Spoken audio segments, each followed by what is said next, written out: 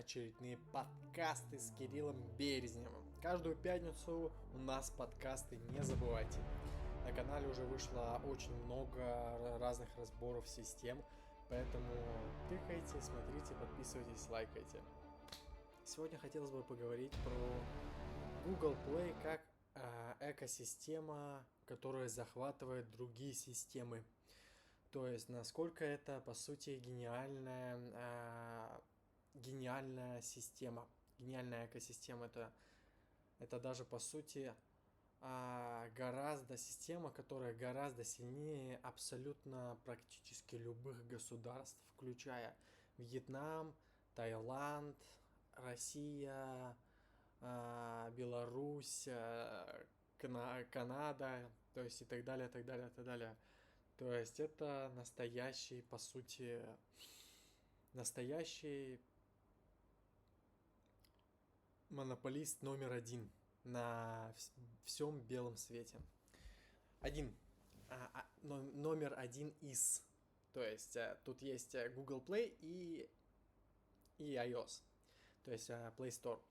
И сегодня давайте разберем про Google Play. Что это вообще такое и так далее.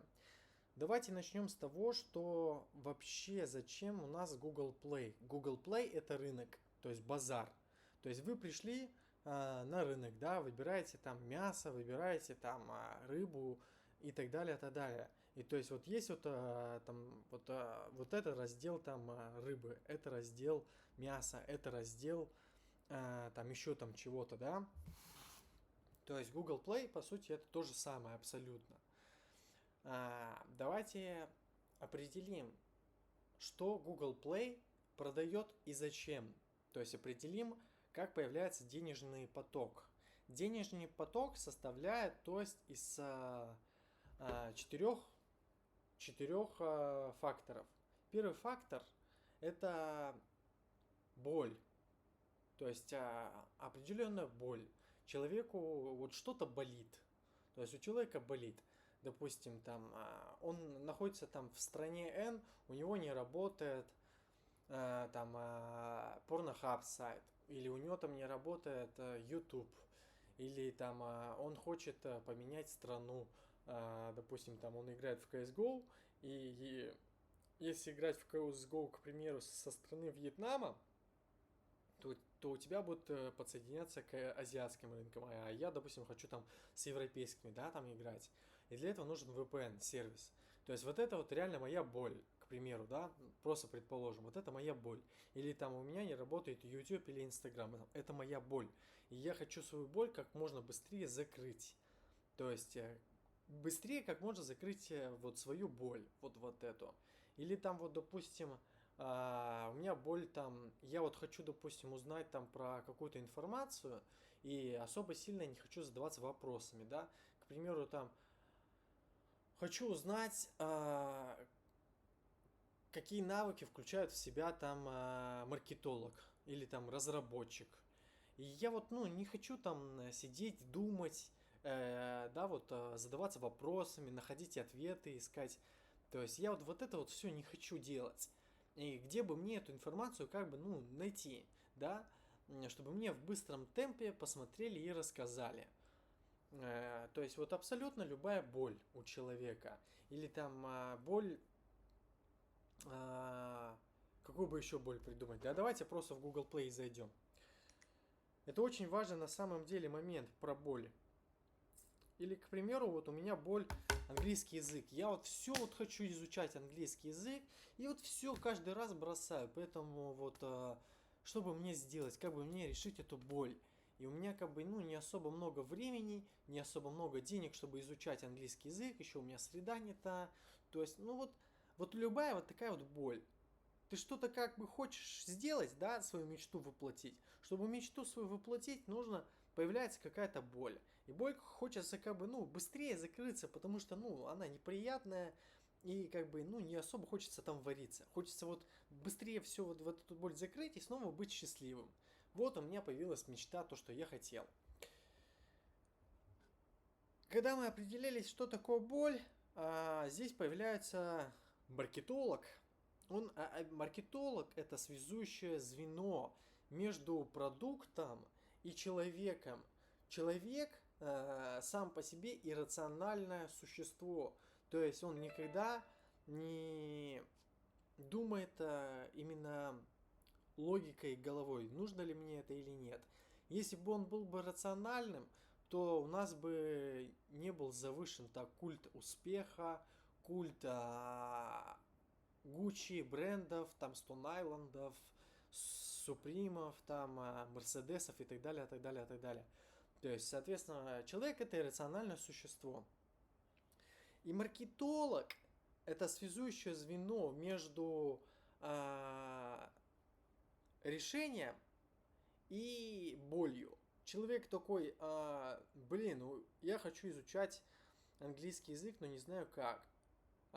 Маркетолог берет решение в виде, к примеру, продукта, да, какого-то, где там объясняется в игровой, как вот объясняется в игровой фазе, как изучать английский там язык. Ну, типа вот как Duolingo, да? И он продает это вам, объясняя, что вы знаете, что вы английский язык сможете изучать, ну, вот каждый там день по 5 минут. Нету времени, у вас нету времени для того, чтобы изучать английский язык. Вы хотите, чтобы изучить английский язык и чтобы выйти на международный рынок и получать зарплату в долларах. Вы хотите путешествовать и общаться спокойно и не париться и не впадать в стыд. Тогда приходит к вам Duolingo, скачивать Duolingo и 5 минут каждый день выделяй на этот сервис. И, то есть, если что, это не реклама и не интеграция Duolingo, и Duolingo мне не платили, хотя надобно. И вот таким образом маркетолог передает ценность продукта вам. То есть он закрывает боль, определенную боль, сформировавшуюся у какого-то пользователя. И то есть, соответственно, боль, то есть это основной фактор, человек носитель боли. Потом идет маркетолог, который объясняет, то есть между ценностью и человека с болью. Допустим, если бы маркетологом и не было, да, вот этого связующего звена, и была бы только ценность, а ценность, как зачастую строит там разработчик, как бы разработчик объяснил левому человеку, что вот его боль приложение закрывается. Как бы разработчик это сказал? Слушай, я сделал тут гениальное приложение, оно полностью под клин архитектуру, и там еще у нас есть многомодульность, еще там есть инъекция DI, и у нас выстроены хорошо Gradle композиции.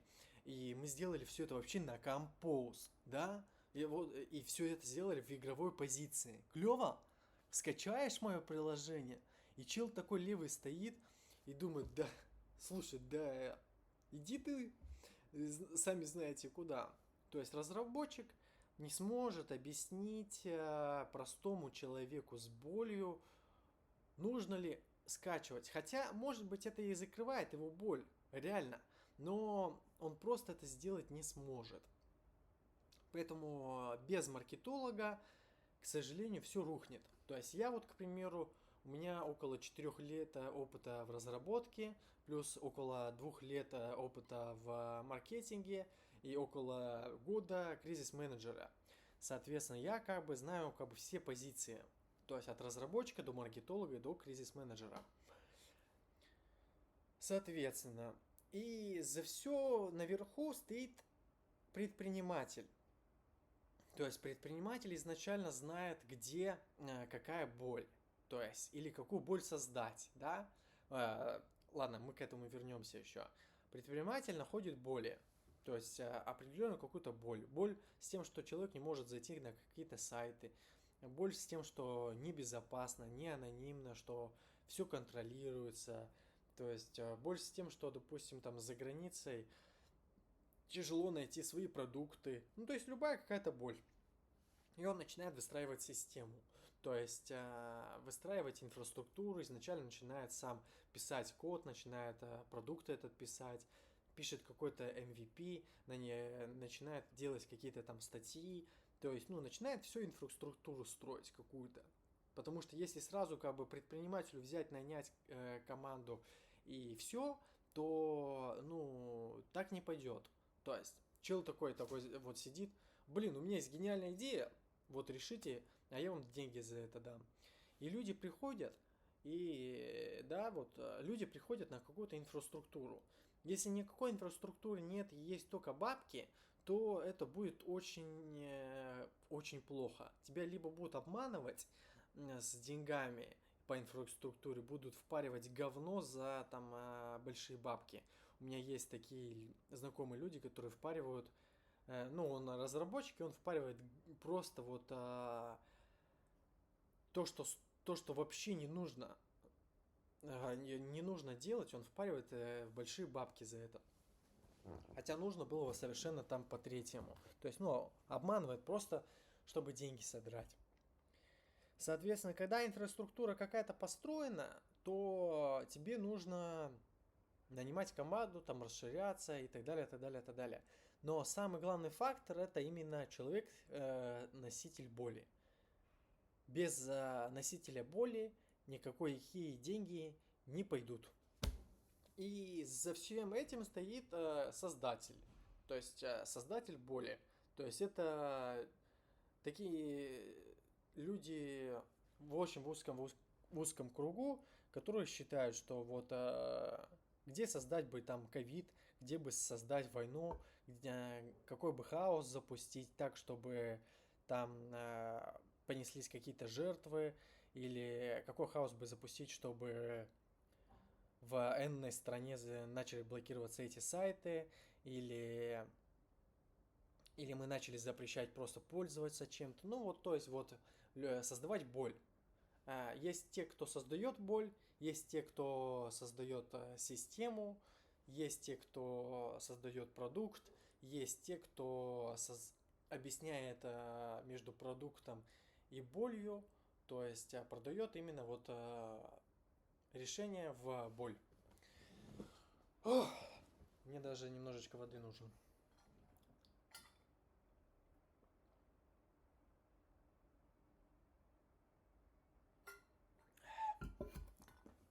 Когда мы с этим разобрались, можем идти к Google Play. Так, дайте я еще немножечко заметки себе возьму. Google Play. Google Play. Я даже с вами заговорился тут.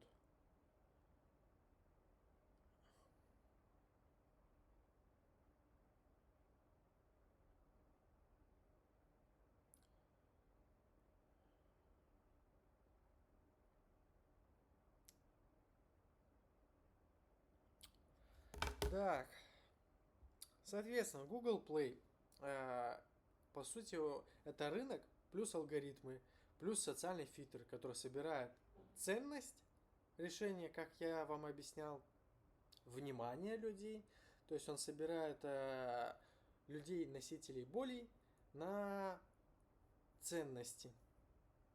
Плюс собирает деньги за подписку, за рекламу там и так далее, так далее, так далее.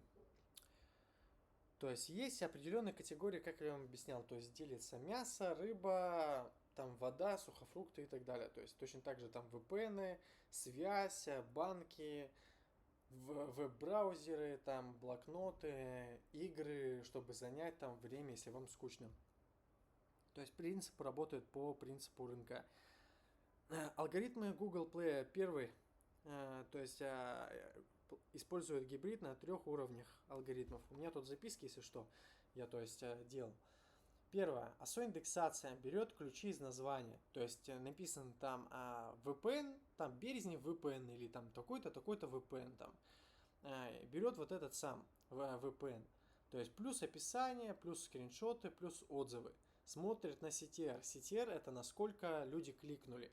То есть вы перешли на страницу магазинов Play Market на какой-то продукт. Посмотрели скриншоты, почитали описание, посмотрели название и скачали. То есть если из 100 человек скачивает всего лишь 20 человек, то CTR 20%. Если из 1000 человек скачивают всего там 100 человек, то CTR 10%. То есть понятно, да?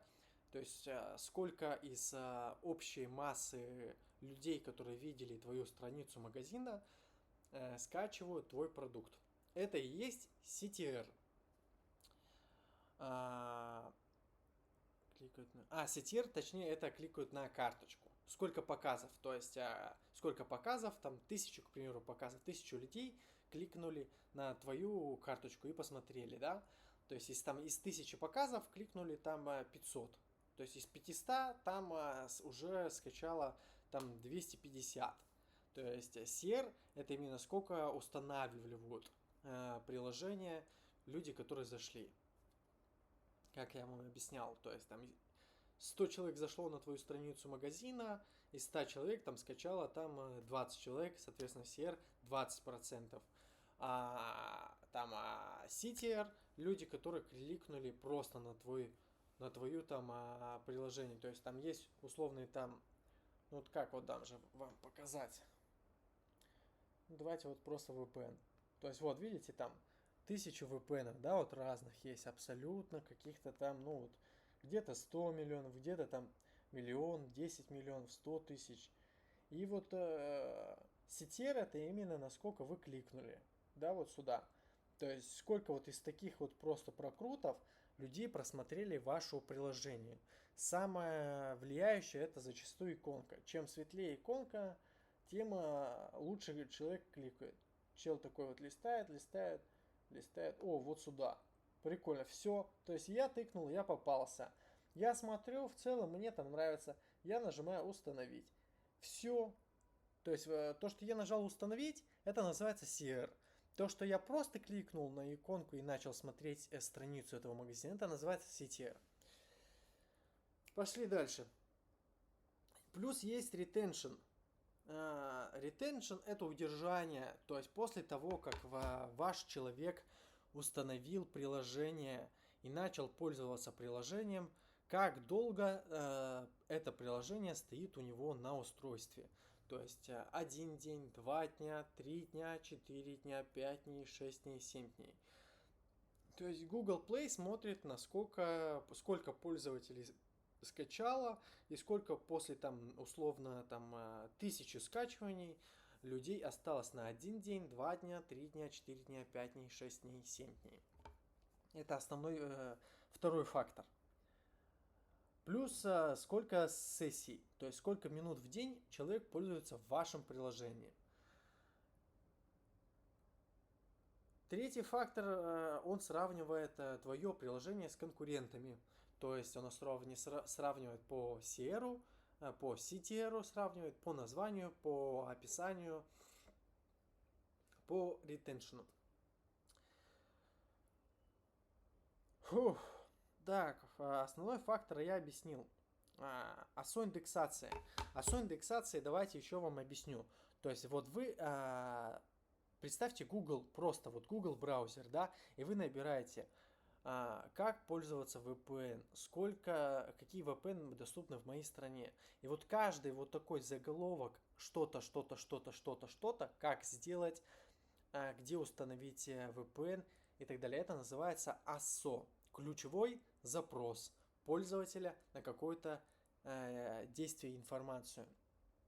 Это в основном основной фактор любых нахождений, то есть приложений. Чем больше у вас в приложении ключевых слов, тем выше шанс того, что ваше приложение какое-то найдет. То есть, если вы делаете условно 6000 запросов, 6000 ключевых слов, по которому ваше VPN могут найти люди, то каждый человек из любой страны найдет ваше приложение, да, а если вы там, допустим, сделали там 2 ключевых запроса, по которым ваше приложение можно найти, и при этом еще ваше приложение там не какой-то условно там Telegram, да, а просто рандомный Вася Пупкин там сделал разработчик приложения, то какой шанс того, что ваше приложение найдут? Ну, я бы сказал 0,0000001%. Второй фактор. Тебя постоянно начинают показывать в топ-100 подборках, в топ-10 подборках, лучшие в топ, там, допустим, топ-категория, топ-100 категория в Иране приложений, там, в Таиланде, во Вьетнаме, в России. Плюс тебя, допустим, ты начинаешь, берешь вот так вот, да, там, вот, допустим, вот приложение, да, я листаю, вот здесь вот, и здесь вот есть вот еще, где вот у нас, здесь у нас отзывы, more up try, окей, и вот здесь вот даже вот хотя бы просто вот здесь вот, то есть здесь мне показывают какие-то протон, то есть это уже совершенно другой, да, Holify какой-то, вообще не понятия не могу, Similar, похожие приложения, Duolingo, еще там что-то, еще там что-то. То есть в похожих приложениях вам показывают. И чел листает, вот так вот листает. Плюс тебе показывают, то есть люди постоянно гуглят в Гугле, то есть плюс YouTube, плюс Инстаграмы, плюс любые приложения по типу Тиндера и так далее, так далее. То есть Google Play это глобальный монополист, да, то есть если вы заливаете рекламу на ваше приложение, там, к примеру, $20 в день льете на свое приложение, то ваше приложение показывают там, человек, допустим, в YouTube не оформил подписку, там он сидит там где-нибудь, неважно, там в Беларуси он сидит, или там в Украине, или в России. Сидит, смотрит YouTube, все у него хорошо. Подписку он не оформлял, соответственно, ему показывают рекламу, что смотрите, там, Березнев VPN, вам нужно там, вы не можете пользоваться нормально VPN стабильно, скачайте приложение вот здесь. Чел такой вспоминается, да, точно, мне же болит это, давай я скачаю, попробую.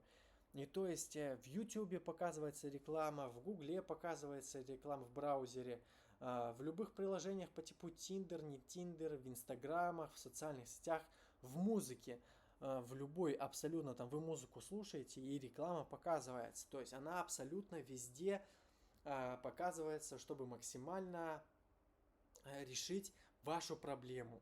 То есть решить вашу проблему. Соответственно, вот такие рекомендации у нас есть в Google Play. По-моему, я рассказал практически всем. Плюс тут есть какой рост. То есть, если вы просто заливаете приложение, вы сами хотите там зарабатывать деньги, вы залили приложение в Google Play. До 100 скачиваний ваше считается приложение абсолютно ненадежным спамом каким-то. И тебя начинают проверять. Проверять, насколько твой продукт вообще существует, проверять на то, как ты относишься к рекламе. То есть большинство разработчиков, которые выкладывают в Google Play приложения, а таких я знаю тысячи человек, то они даже не проходят планку 100 скачиваний, потому что они залили приложение и забыли. И, соответственно, это приложение просто умерло. А тут нужно думать еще о маркетинге, тут нужно думать еще о постоянном, то есть обновлении и так далее, так далее, так далее. То есть до 100 скачиваний ваше приложение абсолютно ничего не считается. Со 100 до 500 скачиваний называется песочница. То есть вас начинают понемногу рекламировать во всей экосистеме Гугла, но очень сжато. Они проверяют в первую очередь выживаемость и живучесть вашего приложения, что вы просто залили в Google Play и бросили приложение, или же вы все-таки залили ваше приложение и обновляете. Тут самый важный фактор это обновление. То есть смотрят, чтобы вы обновляли там каждые 3 дня приложение, каждые 2 дня приложение. Постоянно вот так вот. Плюс очень нужно запариться за описание. То есть описание, название, иконка – это основной фактор, по которому ваше приложение будет вообще находиться и тыкаться, и скачиваться. И нужно запариться за скриншоты. Нужно запариться за ключевые вот эти вот слова, по которым будут находить приложение. То есть тут максимально нужно уже включать маркетинг. Потому что без маркетинга твое приложение никто не сможет найти и скачать. Фух.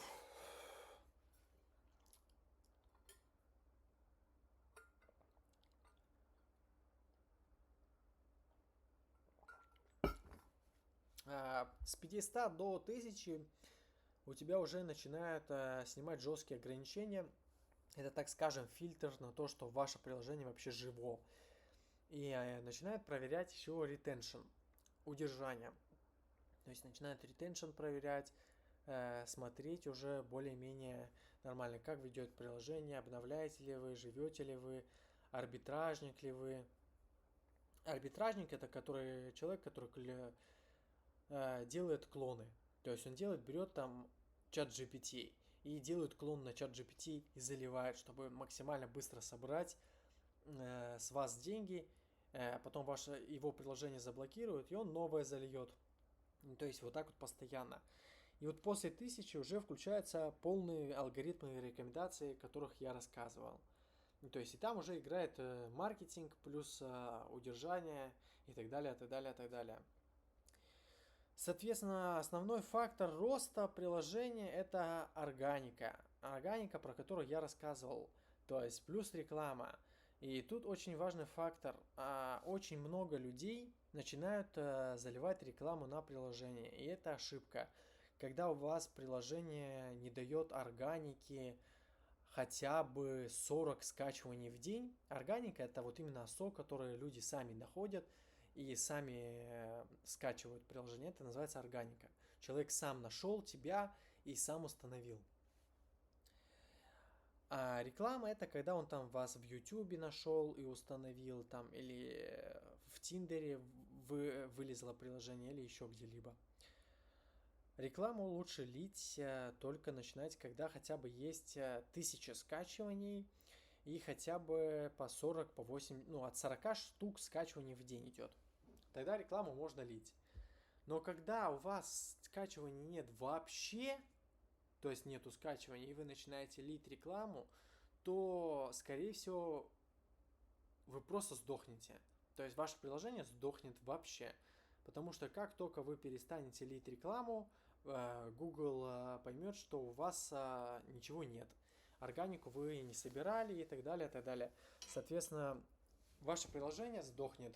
А еще хуже, если вы зальете мотивированный трафик, это когда заливают боты, либо люди за деньги. Это самый худший вид трафика. И тогда ваше приложение, скорее всего, умрет. Либо на 1000, либо на 2000 скачиваний. А потом и вовсе заблокируется, удаляется аккаунт. Вот такая суть. С 10 тысяч начинает звать в эксперименты АБ-теста. Пушат выше в подборках. Ты высвечиваешься там в топ-100, в топ-200 по ключам. Точно в приложениях спокойно. После 100 уже можно даже выходить в топ, именно в топ-чарт категориях, соответственно. Google Play, по сути, это машина по масштабированию ценности. Если ты решаешь боль, то система сама нагоняет тебе людей. Если ты обманываешь мотивом либо спамом, система начинает тебя душить и выбрасывать. Поэтому вот так вот. На сегодня, я думаю, все.